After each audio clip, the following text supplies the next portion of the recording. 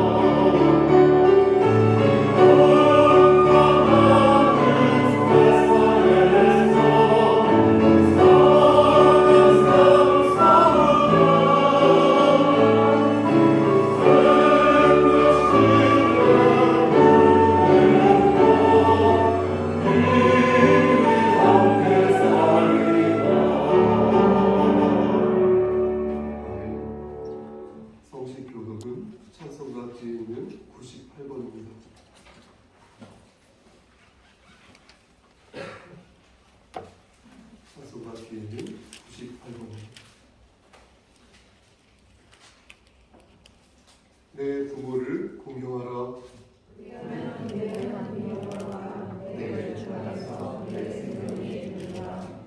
내 아들아, 내 아비의 훈계를 들으며 내 어미의 법을 떠나지 말라.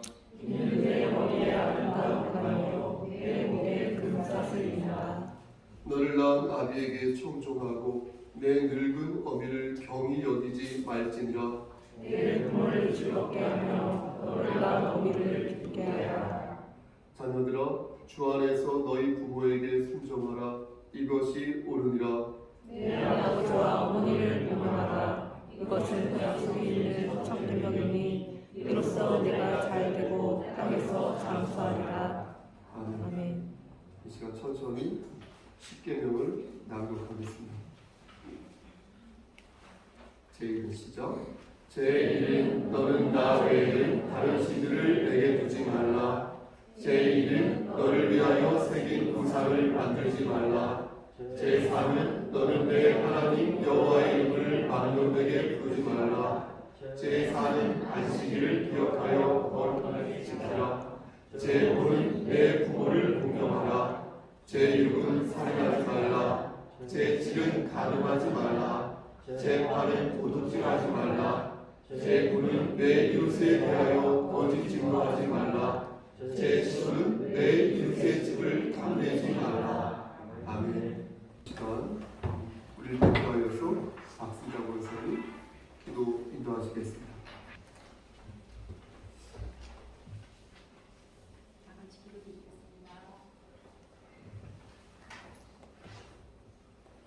우주 만물을 창조하시고 낮과 밤을 주신 하나님, 거룩한 성일을 맞아 아름다운 성전에서 하나님의 말씀, 기도, 찬양하게 해주시니 감사합니다. 성석 제도로 발걸음을 인도하신 하나님, 저의 뜻과 마음이 아니라 하나님의 섭리인 줄 깨달아 항상 감사와 영광을 이 세상 다음 날까지 간직하게 하여 주옵소서. 사랑의 하나님, 저희는 하나님의 윤리와 법대로 살아야 하는 것을 알고 있지만 세상 속에 정말 생활하다 보면 많은 죄와 실수를 범하며 살아갈 때가 많음을 고백합니다. 이 시간을 통하여 회개하며 하나님께 용서를 비우니 관용을 베풀어 주시옵소서. 오늘은 특별히 어린이 주일과 어버이 주일을 겸하여 드려지는 주일이네요. 어린 심령들에게 꿈과 희망, 도전할 수 있는 힘과 건강함도 하나님의 지혜를 베풀어 주시옵소서.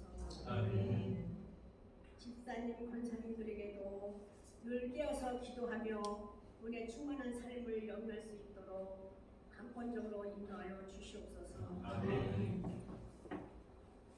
부 목사님과 사모님, 장로님께서도 저희들 모두가 항상 격려와 응원을 명언하며 기도를 합니다. 응답하여 주시옵소서. 이모저모로 늘 수고 헌신하는 손길 아시지요? 저희들은 갚을 게 없습니다. 하나님께서 많은 축복을 내려 주옵소서. 매월 마지막 주는 전도하는 날로 정하여 붕어빵 파포를 만들어 즐거워하며 홍보를 합니다. 모두 힘을 모아 배가의 성과를 거둘 수 있도록 하나님께서 힘을 실어 주시옵소서. 다음 한 주간도 번영과 행복한 나날을 주옵소서. 감사드리오며 예수님의 이름으로 기도하옵나이다. 아멘.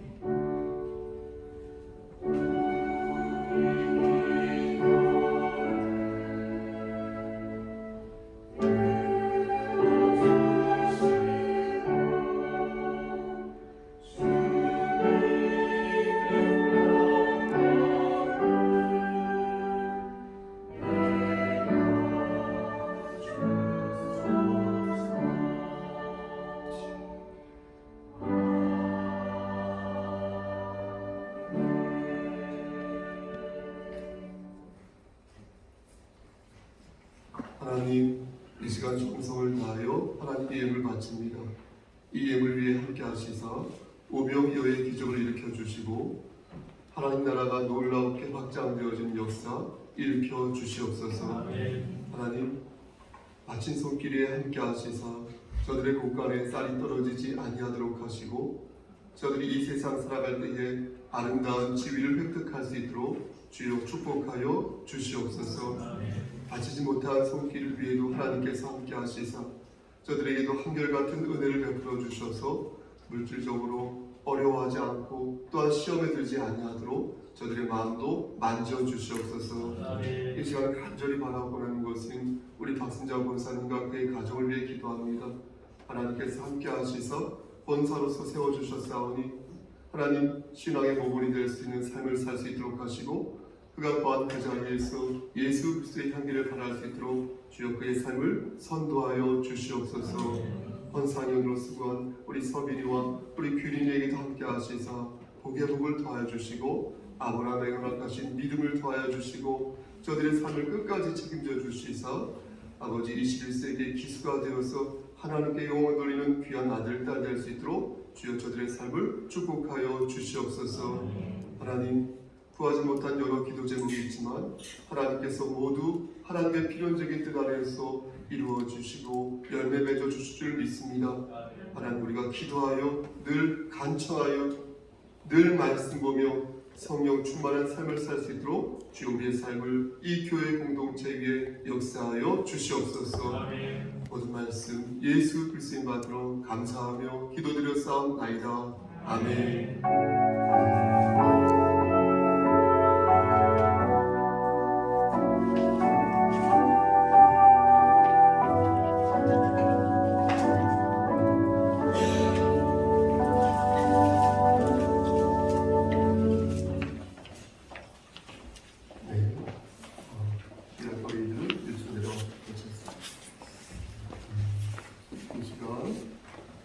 성경 공동 시간입니다. 우리 김원 집사님 오셔서 시편 14편 1절에서 4절 말씀을 공독해 주시겠습니다.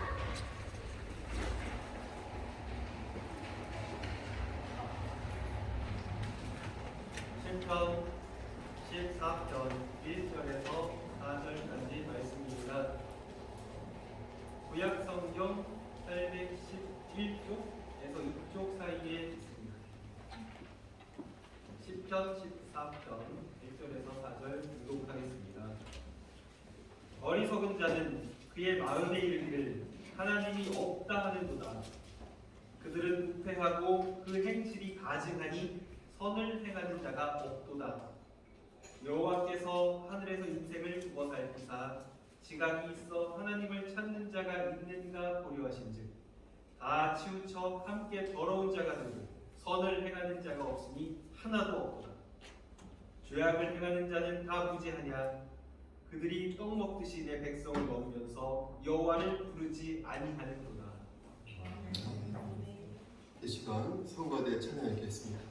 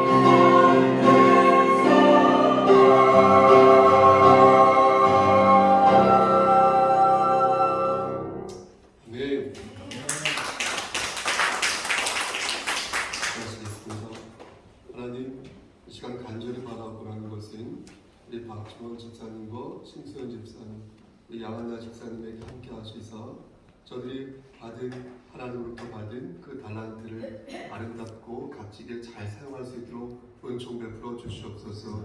특히 우리 양한나 집사님에게 함께 하시사 성가대 지휘로 하고 대표로서 부족함 없도록 그의 삶을 끝까지 책임져 주시옵소서. 우리 성가대원들 하나하나 모든 말씀 안에서 열매 맺는 삶을 살 수 있도록 축복하여 주시옵소서. 하나님, 이 시간 부족하지만 하나님 말씀을 대언하고자 합니다. 하나님께서 함께 하시서 반듯하게 말씀을 전할 수 있도록 도와주시옵소서. 예수님 이름으로 기도하였습니다. 아멘.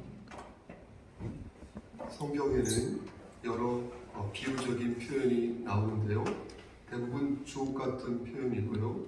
또 공감도 잘 되지만 간혹 가다가 이게 뭐지? 하는 그런 표현이 있습니다. 예를 들면 하나님의 눈을 말할 때 예전에 한번 말씀드린 적이 있는데 불꽃 같은 눈이라고 말하는 것입니다. 하나님의 눈을요. 이런 비유를 시민동용적 비유다 이렇게 말씀드리는데 하나님을 인간처럼 비유하는 것입니다.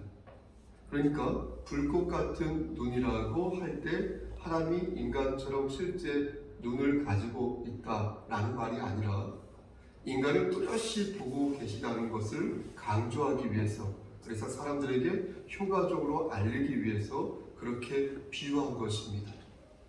그럼 왜 많은 표현 중에서 하필 불꽃이라고 말씀한 것일까요? 아마도 그것은 당시에는 전기가 들어와 있지 않아서 어둠을 밝히는 데 있어서 가장 강렬한 것이 불꽃이라고 생각했을 것입니다. 그래서 어둠을 밝히는 통찰력이나 악에 대한 진노를 말할 때 하나님의 눈을 불꽃이라고 비유한 것입니다. 요한계시록 1장 14절과 2장 18절 말씀을 보면 여기서도 예수 그리스도의 눈을 불꽃으로 비유하는 장면이 나옵니다. 그런데 재미있는 것은 다니엘서 10장 6절 말씀을 보니까 예수님의 그의 눈이 바로 횃불이다 라고 표현하고 있고요. 또 주님의 얼굴을 번갯빛이다 라고 표현하고 있는 대목을 보게 됩니다. 우리 별로 와닿지 않을 수 있지만 당시 사람들에게는 아주 인상적이면서도 가슴에 와닿는 그런 비유였던 것입니다.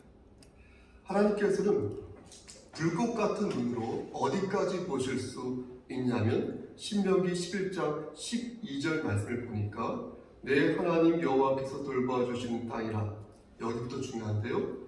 연초부터 연말까지 내 하나님 여호와의 눈이 항상 그 위에 있느니라 이렇게 말씀합니다.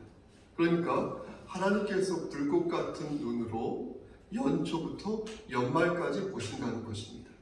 그럼 2년 전이나 2년 후 혹은 3년 전이나 3년 후는 못 보신다는 것일까요? 그게 아니라 처음부터 끝까지 보시고, 그렇죠?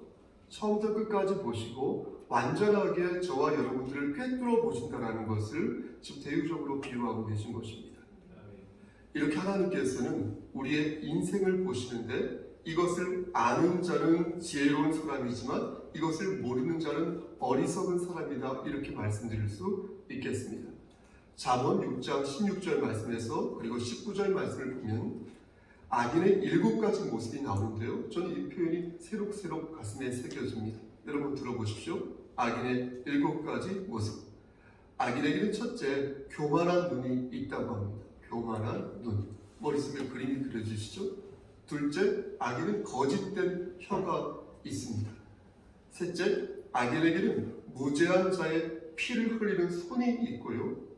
넷째, 중심에 박혀서 개교를 꾀하는 마음이 있습니다.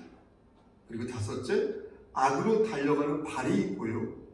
그리고 여섯째, 거짓을 말하는 망령된 증인이 있으며 마지막으로 일곱째, 형제들 사이를 이간하는 그런 나쁜 모습이 있습니다. 이것을 한마디로 말씀드리면 악인은 하나님을 바라보지 않는다 이렇게 말씀드릴 수 있겠습니다.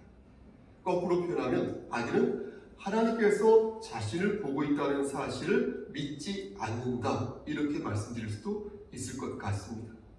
그러니까 하나님을 바라보지도 않고 악인은 하나님이 자신을 보는 것도 믿지 않는다는 것입니다. 그럼 지혜로운 사람은 어떨까요? 예상하셨다시피 지혜로운 사람은 하나님을 바라봅니다. 그리고 하나님께서 불꽃 같은 눈으로 자신을 보고 계시다는 것을 믿습니다. 아멘. 이것이 지혜 있는 자와 어리석은 자를 구분하는 시금석이라는 것입니다. 지금 이 시간에도요, 하나님께서는요, 우리를 지켜보고 계시다.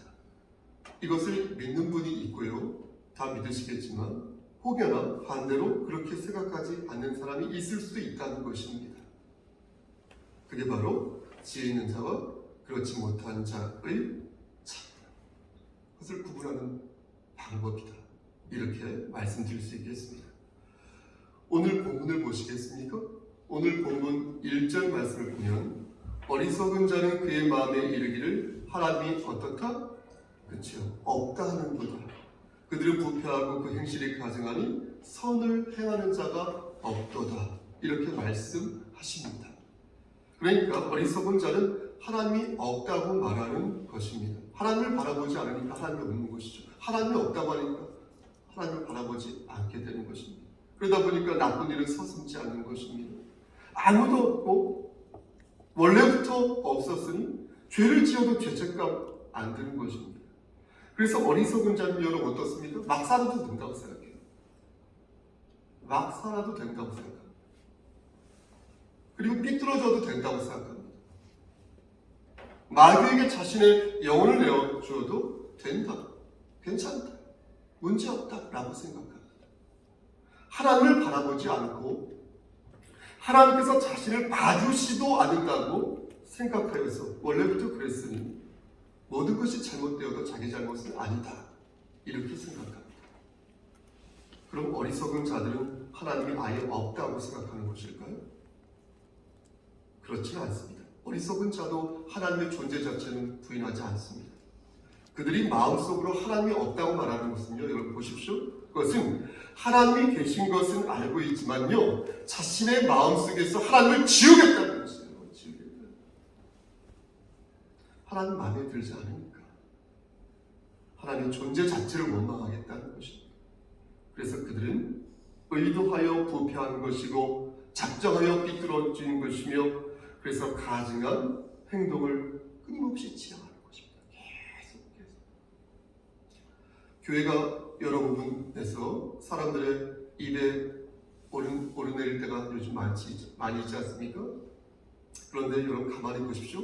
교회를 비난하는 사람들을 여러분 가만히 보면 그 중에 교회에 다니는 사람들을 욕하는 사람이 있는가 하면 교회 자체를 싫어하는 사람들이 있습니다.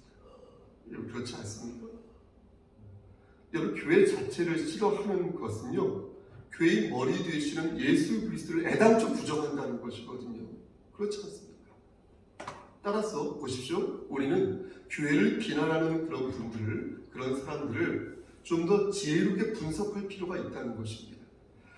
그들이 분노에 찬 목소리로 하나님이 없다고 말을 할 때 어쩌다가 그러한 마음을 저들이 갖게 되었는지 좀 더 침착하게, 좀 더 차분하게 그들의 마음을 볼 필요가 있다는 것입니다. 먼저 하나님 존재 자체를 부정하면서 열내는 사람들이 있습니다.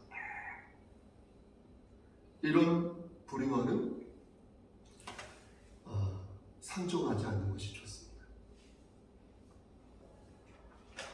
웬만하면 가까이 지내지 마시고 불가피하게 감당해야 할 혹은 만나야 될 사람이라면 경계를 늦춰서는 안 될 것입니다. 왜냐하면 마귀는 이런 사람들을 아주 잘 써먹기 때문입니다. 하나님의 존재 자체를 부정하면서 열내는 사람들을 들어서 그리스도인들의 영성에 치명적으로 해를 끼치는 것입니다. 입히는 것입니다. 따라서 이런 사람들을 볼 때는 어떻게 하라고요? 그를 위해서 무엇을 하려 하기보다 여러분 자신과 이 교회 공동체를 위해서 한 발 떨어져서 그가 어떻게 소진되고 혹은 이게 중요하죠? 변화되는지 지켜보실 필요가 있습니다. 두 번째로 사람에게 상처를 받아서 하나님이 없다고 말하는 부류입니다. 여기부터 좀 더 집중하여서 그를 볼 필요가 있습니다. 우리는 그를 매의 눈으로 봐야 합니다. 왜 따뜻한 눈으로 봐야지 목사님 매의 눈으로 보는 것입니까? 라고 물을 수 있겠는데요. 보십시오. 이는 아무리 시험에 들어서 마음의 상처를 입었어도 하나님이 없다고까지 말하는 것은 지나친 말이기에 그렇습니다. 아무리 상처를 받았어도 해서는 그리스도인으로서 해서는 안 될 말이 있는데 하나님이 없다고까지 말하는 것을 보면 그 역시도 경박하거나 혹은 위험한 사람일 수 있기에 조금 더 매의 눈으로 지켜보는 것이 온당합니다. 하지만 세 번째 경우는 다릅니다. 그의 말이 너무나 독해요. 너무나 거칠어요. 너무나 강팍해요. 하지만 실제로 위로받고 싶어서 세게 말하는 경우입니다. 그리고 너무나 화가 나서 하나님이 없다고 내뱉은 것인데 다시 주워담기가 못해가지고 망설이다가 시간이 가고 만 것입니다. 그 과정에서 아무도 그의 마음을 만져주지 않았고 목사도 그렇고 장로도 그렇고 지체라고 말하는 이들도 모두 차갑게 손절하는 것입니다. 그런 것을 보면서 교회가 이래도 되는 것인가 하여 그만 그의 마음이 굳어지고 만 것입니다. 이런 분들이야말로 돌봄이 필요합니다. 우리는 우리 곁에 있는 형제 자매가 혹 이런 상황에 처해 있는지 하나님께서 주신 지혜를 가지고 그들의 얘기를 들어줄 필요가 있습니다. 신중하면서도 지혜롭게 무슨 특별한 일이 있었나요? 혹 도와줄 일이 있는가요? 꼭 기도 제목을 물어도 되는가요? 라고 물어보면서 서로의 짐을 함께 지기 위해서 노력하는 모습을 보여야 할 것입니다. 그럼 이것을 어떻게 구분할 수 있을까요? 어떻게 해야 우리가 이것을 잘 구분할 수 있을까요? 저는 가장 좋은 방법이 하나님의 말씀을 전하는 것이라고 생각합니다. 선물을 보낼 수도 있고요. 전화 통화를 할 수도 있고요. 그와 차를 한잔 마실 수도 있고요. 탁구를 칠 수도 있고요. 여러 가지를 할 수도 있습니다. 하지만 영적 상태를 판독하는 데 있어서 가장 좋은 방법은 하나님 말씀 외에는 없다고 생각합니다. 하나님 말씀을 함께 묵상하거나 신앙 안에서 경건한 얘기를 나눌 때 그들이 어떤 사람인지 말씀으로 판독할 수 있는 것입니다. 그런데 여기에서 한 가지 우리가 유념해야 할 것이 있습니다. 그것은 하나님의 말씀을 나누려면 먼저 감정적인 충돌로 인해 생긴 그런 틈새 있죠, 여러분. 그 틈새를 메워야 한다는 것입니다. 만약 그 틈새를 메우지 못한 상태에서 하나님의 말씀을 나누면 효과가 없습니다. 그래서 마태복음 5장 23절에서 24절 말씀을 보면 어떻게 말씀하시냐면요. 예물을 제단에 드리려다가 거기서 내 형제에게 원망 들을 만한 일이 있는 것이 생각나거든. 예물을 제단 앞에 두고 먼저 가서 형제와 화목하고 그 후에 와서 어떻게 하나? 예물을 드리라. 이렇게 말씀하신 것입니다. 이것은 성경 말씀이지만 동시에 매우 상식적인 말씀 아닙니까?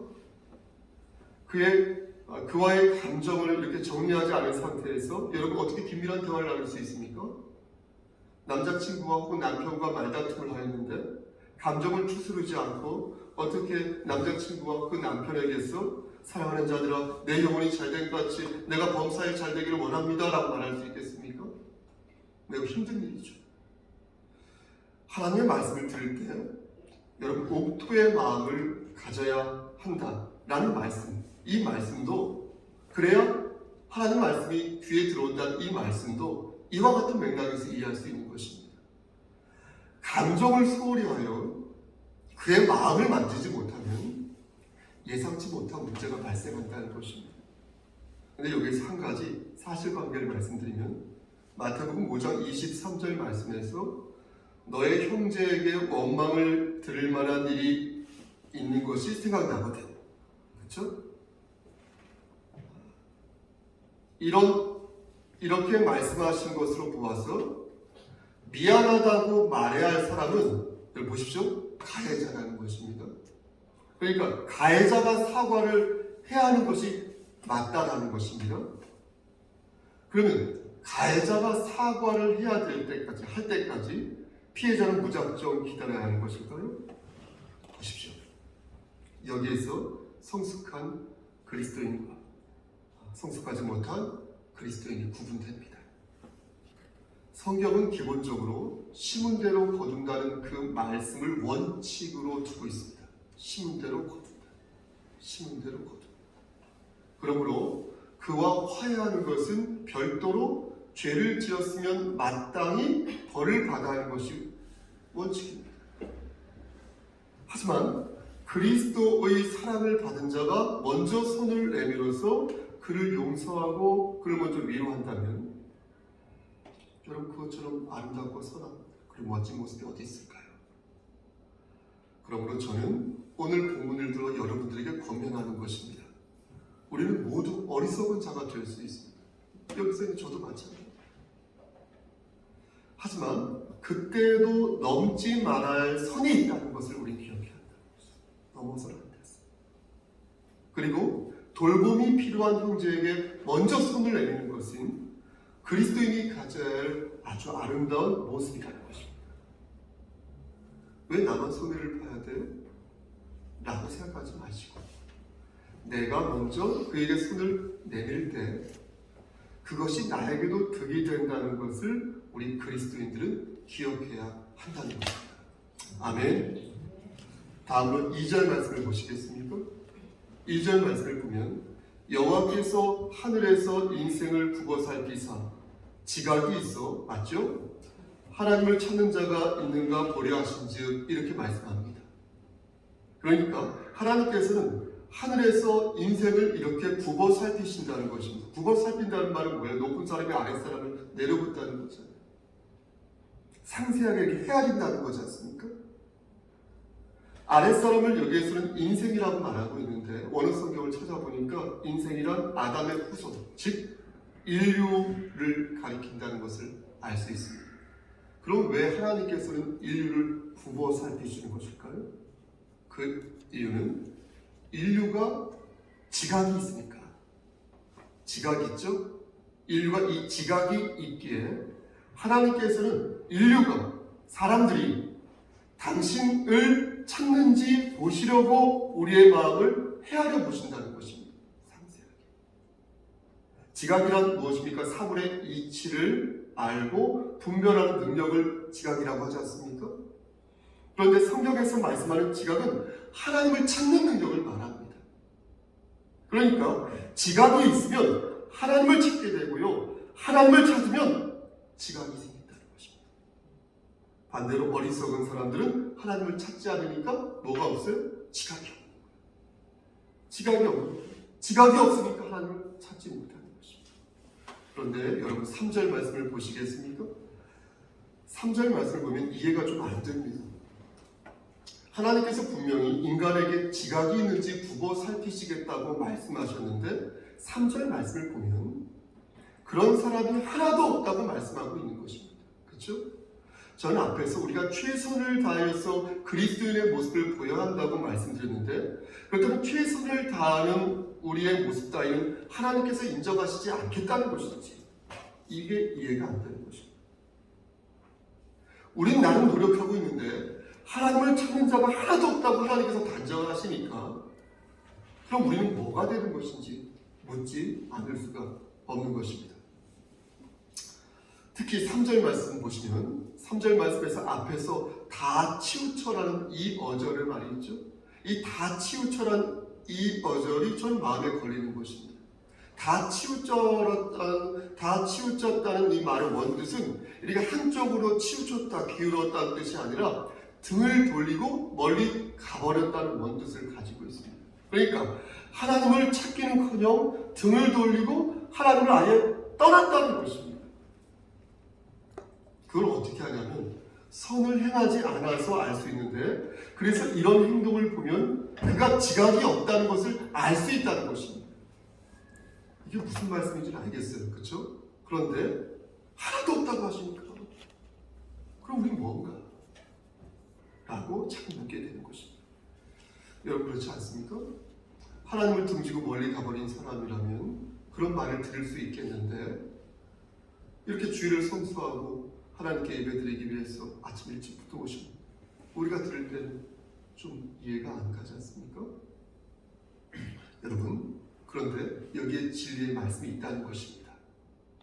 오늘 본문은요 다윗이 지은 시로서 인도자를 따라서 부르는 노래입니다. 그러니까 일종의 선창과 이렇게 후창이 있는 노래 시입니다. 찬송가라는 것이죠. 예컨대 제가 1절을 부르면 여러분들이 2절을 따라 부르는 것입니다. 이게 시편 14편의 노래입니다. 그러므로 이 말씀은 세상에 구원받을 자가 하나도 없다는 절망의 노래가 아니라 그 속에서도 우리를 부르시는 여호와 하나님의 사랑을 발견할 수 있다는 노래인 것입니다.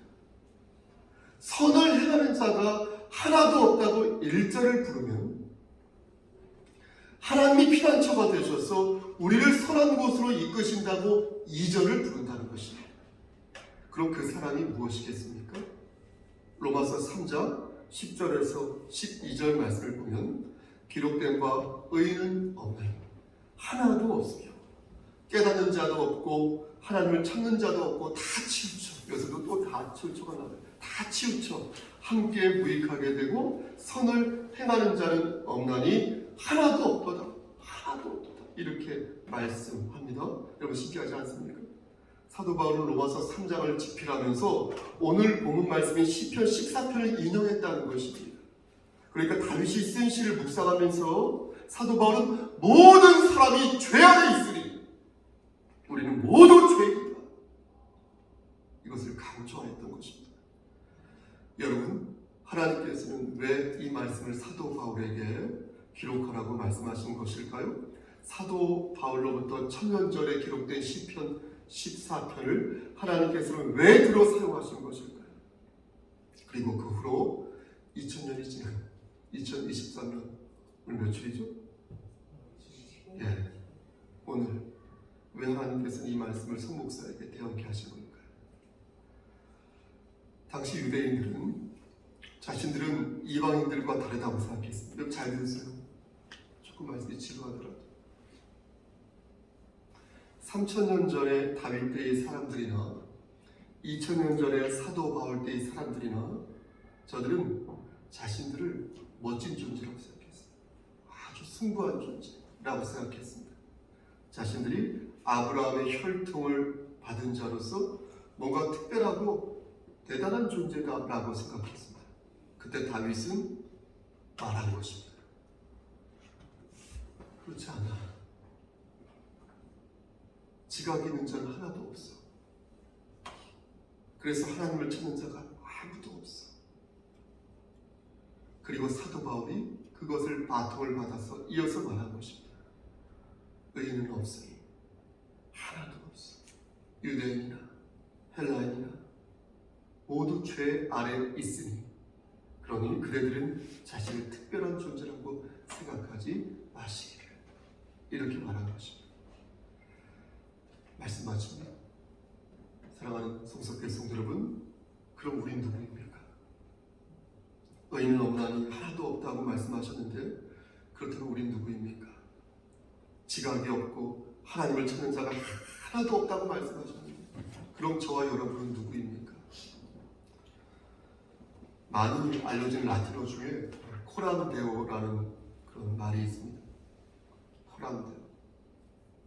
앞에서라는 말의 뜻을 가진 라틴어 코람이라는 말과 하나님을 뜻하는 데오스, 붙여서 코람데오, 하나님 앞에서라는 뜻입니다.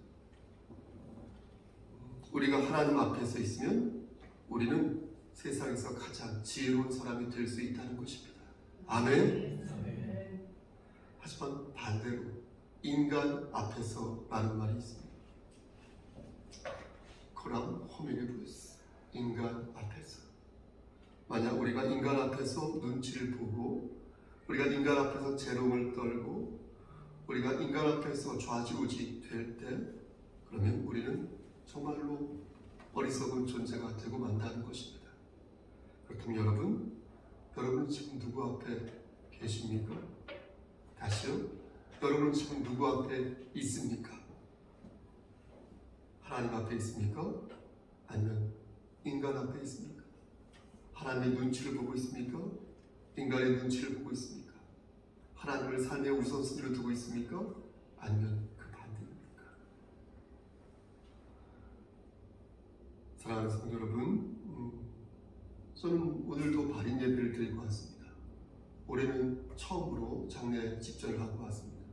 목사님이 돌아가셔서 그 목사님을 집전할 수 있는 사람이 없어요. 시골교회라서.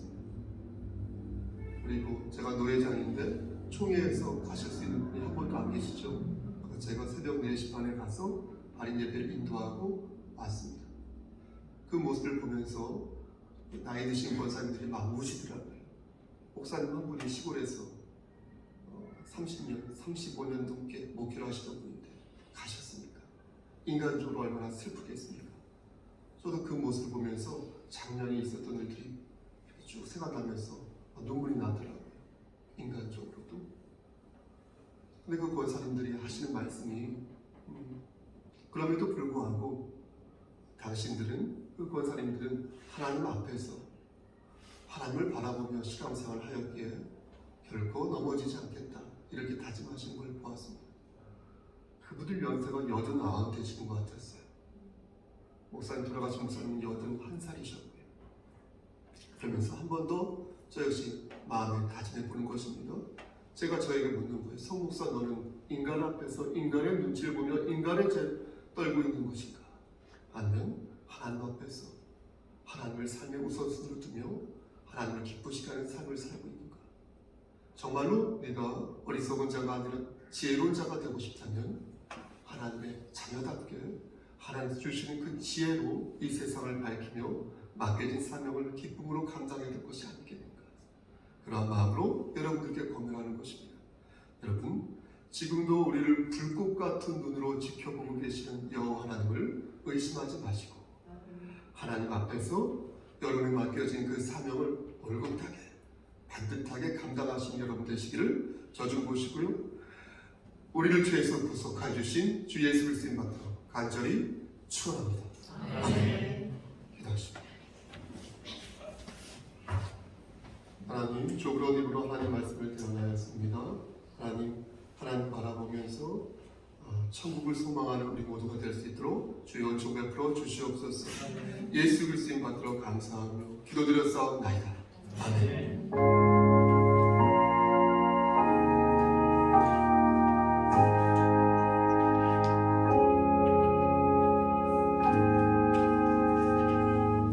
교회 소식을 전하겠습니다.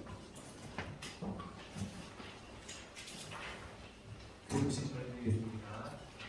교회 소식 첫 번째, 부모님을 공경하는 것은 그리스도인으로서 마땅히 지켜야 할 부분입니다. 이미 부모님이 천국에 거하였다면 신앙의 계보를 잇는 것이 표가 될 것입니다. 두 번째, 예배 후 여러 이벤트가 있습니다. 함께 참여해 주시면 준비한 분들도 힘이 날 듯합니다. 주 안에서 즐거운 시간을 보냈으면 좋겠습니다. 세 번째, 성경 낭독자는 5월 14일까지 다임 목사님에게 전송하여 주시기 바랍니다. 네 번째, 5월 13일 토요일에 우리 교회에서 선교 대회가 있습니다. 총회에서 주최하고 노회에서 주관하는 연중 행사이며 이번에는 탈북자들 대상으로 합니다. 다섯 번째, 5월 28일은 성령 강림 주일입니다. 꼭 기억하여 기도로 준비하시기 바랍니다. 여섯 번째, 상담이나 신방을 원하는 분은 언제든 말씀하여 주시기 바랍니다. 그리고 신천지 하나님의 교회 여호와 증인 안식일교 JMS 등 이단을 경계하시기 바랍니다. 그리고 교회에 대한 조언은 여기 목사님 핸드폰 연락처나 이메일 주소로 주시면 되겠습니다. 혹시 그 밖에 궁금한 수 있으십니까? 인사 나누겠습니다. 오늘은 주님은 나의 당신은 주의 사람이라고 했습니다. 두 번 하겠습니다. 시작. 주님은 나의 당신은 주의 사람이다.